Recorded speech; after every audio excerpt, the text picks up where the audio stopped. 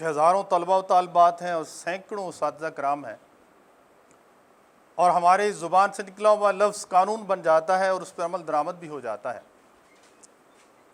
ہم بھی اسی امت کا حصہ ہیں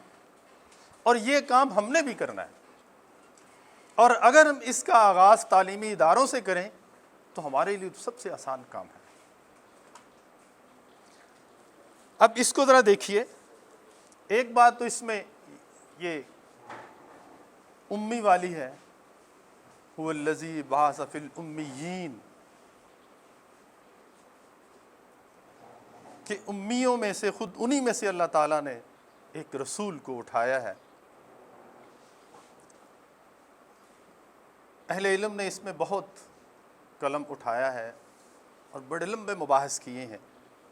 لیکن اس میں میں یہ سمجھتا ہوں کہ جو عبداللہ بن عباس کی رائے ہے وہ سب سے زیادہ معتبر ہے، اور وہ یہ ہے کہ یہ یہود و نصارہ کو متنبع کرتے ہوئے یہ لفظ استعمال کیا گیا۔ وہ جو یہ کہتے تھے کہ عرب کے رہنے والے جو لوگ ہیں، جناب سیدنا اسماعیل علیہ السلام کے بعد کوئی نبی نہیں آیا، اور بنو اسحاق میں ایک لمبی لائن لگی ہوئی ہے انبیاء کی، اور اس اعتبار سے وہ سمجھتے تھے کہ ہم ونر ہیں، ہم آگے ہیں، ہم عقل و شعور رکھتے ہیں، اور یہ جو عرب کے رہنے والے لوگ ہیں ان میں کوئی نبی نہیں آیا، اور یہ اپنے انبیاء کی تعلیمات کو بھلا بیٹھے ہوئے ہیں۔ اللہ نے کہا کہ ہاں ٹھیک ہے، آپ جو سمجھتے ہیں سمجھتے رہیے، لیکن اب ہم ایک اقتدار کو چینج کرنا چاہتے ہیں۔ پوری دنیا کی ایک جو سربراہی ہے، جو لیڈرشپ ہے، یہ اب بنی اسحاق سے چینج کر کے بنی اسماعیل کی طرف لانا چاہتے ہیں۔ آپ ان کو جو کچھ بھی کہتے رہے ہیں، انہی میں سے ہم ایک رسول اٹھا رہے ہیں اور جو آگے لوگوں کو بتاتے ہیں۔ اور پھر فرمایا کہ یہی ہیں جو اللہ کے احکامات پڑھ کے سناتے ہیں۔ اچھا، اس میں یہ سمجھتا ہوں کہ ایک چیز اور یہاں پہ اگر سمجھ لی جائے تو زیادہ اچھا ہوگا۔ ہمیں خیر کا کام کرنے میں آسانی رہے گی، اور تعلیمی اداروں میں چونکہ ہم کام کر رہے ہیں اس لیے اس کو جانچنا بہت ضروری ہے۔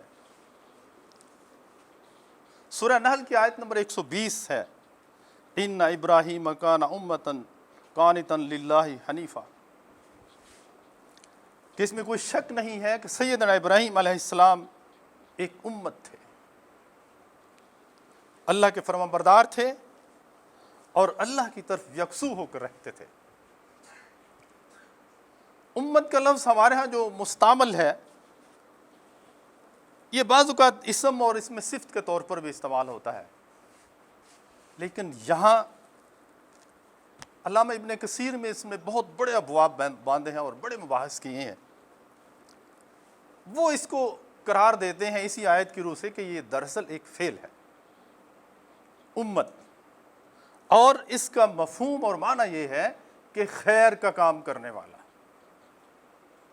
اب اس کو آپ اپنے اوپر منطبق کیجئے کہ ہم امت ہیں، لیکن امت مسلمہ ہیں، محمد رسول اللہ صلی اللہ علیہ وسلم کی امت، اور محمد رسول اللہ صلی اللہ علیہ وسلم کا وہ حصہ، وہ چیز جو خیر کا کام کرنے والی ہے، اور یہ سیدنا ابراہیم علیہ السلام کی سنت ہے کہ انہوں نے بھی خیر کا ہی کام کیا تھا، اور اللہ کے احکامات کو مانتے ہوئے یکسو ہو کر اللہ کی فرما برداری میں لگے رہے تھے۔ اور پھر آگے اللہ تعالیٰ فرماتے ہیں کہ ہم نے جو پیغمبر مبعوث فرمائے ہیں یہ ہمارے احکامات پڑھ کے سناتے ہیں۔ یتلو علیہم آیاتہ، اب آیت میں ہمارے ہاں جو عمومی طور پر تراجم ہوتے ہیں وہ آیات کا ترجمہ آیت بھی کیا جاتا ہے، کہیں نشانی کر دی جاتی ہے، لیکن بات واضح طور پر سمجھ میں اس وقت آئے گی جب اس کا معنی ہم حکم کے صورت میں کریں کہ اللہ کے احکامات پڑھ کے سناتے ہیں۔ اب آگے جو آیات، یتلو علیہم آیاتہ، اچھا آیت کا مطلب، آیات کا مطلب جو ہے یتلو، پڑھنا، اس سے مراد صرف پڑھ کر، الفاظ پڑھ کر سنانا نہیں ہے، بلکہ اس کا معنی ایک تو یہ ہے کہ قدم بقدم تابعداری کرنا. اور جب ہم یہ معنی کریں گے کہ قدم بقدم اس کی تابعداری کرنا اللہ کے، تو اس سے مراد پھر یہ ہے کہ اللہ کے احکامات کو پڑھ کے بھی سنانا اور ان پر عمل کر کے دکھانا کہ اس طرح اللہ کے احکامات پر عمل کرتے ہیں. یہ سیرت مطہرہ ہے سیدنا محمد رسول اللہ صلی اللہ علیہ وسلم. اور میں پھر سے آپ کو یاد دلا دوں کہ ہمارا سٹیٹس یہ ہے کہ ہم تعلیمی ادارے کو چلا رہے ہیں، اس میں ہزاروں طلباء طالبات ہمارے پاس ہیں، سینکڑوں اساتذہ ہیں، اور ہماری زبان سے نکلنے والا ہر لفظ قانون بنتا ہے اور اس پر عمل درآمد بھی ہو جاتا ہے. اور ہم دعویٰ یہ کر رہے ہیں کہ ہم مسلمان ہیں اور تحریک اسلامی کا حصہ ہیں اور اس اللہ کی زمین پر اللہ کا قانون نافذ کرنا چاہتے ہیں. اس سٹیٹس کو میں بار بار اس لیے بیان کر رہا ہوں کہ یہ سیرت مطہرہ کا جو مطالعہ ہے، اگر اس کو ہم اپلائی نہیں کریں گے تو پھر اس کو اس طرح سے پڑھنے کا یا کسی بھی طریقہ سے پڑھنے کا کوئی فائدہ نہیں ہوگا. یتلو علیہم آیاتہ، پھر فرمایا وَيُزَكِّيهِمْ، پھر یہ تزکیہ بھی کرتے ہیں. اچھا، تزکیہ سے مراد بھی ہمیں جو بتا دیا گیا وہ صاف ستھرا دل کو صاف کر لینا، لباس کو صاف کر لینا، جسم کو صاف کر لینا، یہ بالکل ٹھیک معانی ہے یہ بھی، لیکن یہاں پہ اس کو بریک نہیں لگ جانا چاہیے. یہ بریک نہیں ہے. تزکیہ سے مراد یہ ہے کہ جس چیز کو جسم پہ نافذ کیا ہے اس کو صاف اور پاک کیا ہے، جس طرح دل کو برائیوں سے پاک اور صاف کیا ہے، اب اسی طرح سے اپنے خاندان میں سے برائیوں کو جڑ سے اکھاڑ پھینکنا ہے، معاشرے کے اندر سے برائیوں کو جڑ سے اکھاڑ کے پھینکنا ہے، اس کا بھی تزکیہ کرنا ہے. تہذیب و تمدن کے اندر سے برائیوں کو جڑ سے اکھاڑ پھینکنا ہے، پھر تزکیہ ہوگا. اس کی وجہ یہ ہے کہ ایک فرد اگر اپنے تزکیے کو لے کے بیٹھا رہے کہ میں نے اپنا جسم، لباس اور دل کا تزکیہ کر لیا ہے اور بیٹھا رہے برائیوں کی گندگی کے ڈھیر میں، تو وہ تو نہیں بچا رہے گا، اس کا تزکیہ تو ختم ہو جائے گا. لیکن جب وہ اس بات کی کوشش کرے گا جس طرح جناب محمد رسول اللہ صلی اللہ علیہ وسلم نے تزکیہ کیا، خود اپنا بھی اور اپنے ساتھیوں کو بھی پھر اچھائی کی طرف لا کر پھر ایک ہی اعلان کیا تھا کہ اس معاشرے میں سے تمام قسم کی برائیوں کو جڑ سے اکھاڑ پھینکنا. اور ہمیں بھی آج اسی چیز کو اپنانا ہے، ورنہ یہ جتنی معاشرے کے اندر اور تہذیب و تمدن کے اندر برائیاں ہیں وہ ہمارے اوپر حاوی ہو جائیں گے اور ہمارا ذاتی طور پر کیا ہوا تزکیہ کسی کام نہیں آئے گا. اور پھر ہم یہ کہیں گے کہ ہمارا کام کیا ہوا کوئی چیز رنگ نہیں لا رہی، اقامت دین کا فریضہ ادا نہیں ہو رہا. اقامت دین کا فریضہ اس وقت ادا ہوگا جب ہم ایک ایک فرد اور معاشرے کے پورے افراد سے برائیوں کو جڑ سے اکھاڑ پھینکنے کی جدوجہد کریں گے، کام کریں گے. اور پھر فرمایا کہ یہ تعلیم بھی دیتے ہیں، وَيُعَلِّمُهُمُ الْكِتَابَ وَالْحِكْمَةَ، کتاب کی تعلیم ہے اور حکمت کی تعلیم ہے. اچھا، اس میں کچھ تعلیم کے حوالے سے کئی ایک خود رو معنی چل رہے ہیں، معلوم سے نامعلوم سے معلوم کی طرف آنا، علم حاصل کرنا، فلاں کرنا فلاں کرنا. میں یہ سمجھتا ہوں کہ جو محمد رسول اللہ صلی اللہ علیہ وسلم نے کر کے دکھایا ہے، اصل وہ تعلیم کا معنی ہے جو کر کے دکھایا ہے. میں نے اس کو الفاظ میں نوٹ کیا ہے، میں آپ کو پڑھ کے سناتا ہوں تاکہ الفاظ وہ رہیں جو رسول اللہ صلی اللہ علیہ وسلم نے کیا ہے، معنی پریکٹیکلی کر کے دکھایا ہے. وہ سنیے ذرا کہ ہر درجہ کے لوگوں کو نہایت شفقت اور توجہ کے ساتھ، ہر درجہ کے لوگوں کو نہایت شفقت اور توجہ کے ساتھ مشکلات کی وضاحت کرتے ہوئے اور ان کا حل پیش کرتے ہوئے، اجمالات جو غیر واضح چیزیں ہیں یا اختصار کے ساتھ بیان کی ہوئی چیزیں، ان کی وضاحت کرتے ہوئے نہ سمجھ آنے والی چیزیں جو ہیں ان کے بھی جوابات دیے جائیں. یہ کام جب ہم کریں گے تو پھر یہ تعلیم ہوگی.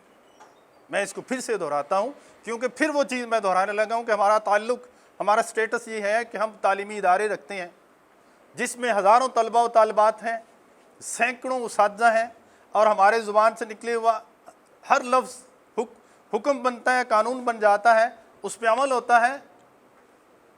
اور اسی سٹیٹس کے تحت ہم سیرت کا مطالعہ کر رہے ہیں۔ تعلیم کا مفہوم جو رسول اللہ صلی اللہ علیہ وسلم کی سیرت سے ملتا ہے وہ یہ ہے کہ ہر درجہ کے لوگوں کو نہایت شفقت کے ساتھ اور توجہ کے ساتھ مشکلات کی وضاحت کرتے ہوئے اور ان کا حل پیش کرتے ہوئے، اور جو اجمالات ہیں، غیر واضح شدہ جو چیزیں ہیں اور اختصار سے بیان کوئی چیزیں جو ہیں وہ کھول کر ظاہر کی جائیں، واضح کی جائیں، اور پھر بھی جو بات ان کی سمجھ میں نہ آئے ان کو پھر سے سمجھایا جائے، پھر یہ تعلیم ہے۔ اور رسول اللہ صلی اللہ علیہ وسلم نے جب یہ کام کیا تو منزل کیا تھی؟ منزل یہ تھی کہ لوگوں کے اندر فکر و تدبر کی استعداد پیدا ہو، لوگوں کے اندر ایک ایسی صلاحیت پیدا ہو کہ وہ سوچ اور فکر میں پازیٹیو پوزیشن کو لے کے آئیں اور ہر فعل ان کا پازیٹیو کی طرف جائے۔ اور کتاب کے حوالے سے تو ایک ہی بات ہے کہ وہ قرآن مجید ہے اور حکمت سے بری ہوئی باتیں ہیں۔ جو قرآن نے ہمیں حکمت سکھائی ہے جناب محمد رسول اللہ صلی اللہ علیہ وسلم کے ذریعے سے، بس اس کو ٹچ کر کے پھر میں اپنی گزارشات کو ختم کرتا ہوں۔ حکمت جو قرآن ہمیں سکھاتا ہے اور جو جناب محمد رسول اللہ صلی اللہ علیہ وسلم کی زندگی سے واضح ہوتی ہے، اس میں یہی ایک چیز ہے کہ اس قوت اور صلاحیت کو واضح کیا جائے، اس کی توضیح کی جائے، اس کا اظہار کیا جائے، جس سے انسان کے معاملات کا فیصلہ ہوتا ہے اور اس کو حقیقت کے ساتھ جوڑا جائے۔ انسان کے معاملات کے جو تمام فیصلے ہیں ان کو حق کی بنیاد پہ کیا جائے، حقیقت کے ساتھ جوڑتے ہوئے کیا جائے، اور اس کے نتیجے میں ذرا توجہ فرمائیے گا کہ اس کے نتیجے میں جب حکمت سے کام لیا جائے گا تو پھر دو چیزیں پیدا ہونا لازمی نتیجہ ان کا۔ ایک یہ ہے کہ گفتگو میں حسن پیدا ہو، اور دوسری بات اس میں یہ ہے کہ اخلاقیات میں پاکیزگی پیدا ہو۔ اور اگر ہم رسول اللہ صلی اللہ علیہ وسلم کی سیرت کو پڑھتے بھی ہیں، قرآن مجید کا بھی مطالعہ کرتے ہیں، اور پھر ہمارے گفتگو کے اندر حسن پیدا نہیں ہوتا اور اخلاقیات کے اندر وہ پاکیزگی پیدا نہیں ہوتی، تو میرے خیال میں یہ پڑھا اور نہ پڑھا ایک جیسا ہوگا۔ اس لیے یہ باتیں جو اللہ تعالیٰ نے بیان فرمائی ہیں یہ خالصتاً جناب سیدنا محمد رسول اللہ صلی اللہ علیہ وآلہ وسلم کی سیرت کی باتیں ہیں، اور سیدنا محمد رسول اللہ صلی اللہ علیہ وسلم نے جو کام کیا ہے پوری دنیا پر غلبہ دین کا کام ہے، اور عملی طور پر اللہ کے قانون کو اپنا کر دکھانا۔ دیکھیے، جو مشرکین مکہ تھے اور یہودی تھے، یہود و نصارہ، صرف دو باتیں ان کے پیش نظر ہوتی تھیں، اور ہجرت مدینہ کے وقت بھی جو مشرکین مکہ کو سب سے زیادہ فکر مندی تھی وہ اسی بات کی ہوتی تھی۔ وہ کہتے تھے کہ سیدنا محمد رسول اللہ صلی اللہ علیہ وسلم کے اخلاقیات اتنے اچھے ہیں، ان کی گفتگو میں اتنا حسن ہے کہ یہ جس کے سامنے بھی بولیں گے اس کو اپنا گرویدہ کر لیں گے۔ اور دوسری بات وہ یہ کہتے تھے کہ جو یہ کلام پیش کرتے ہیں،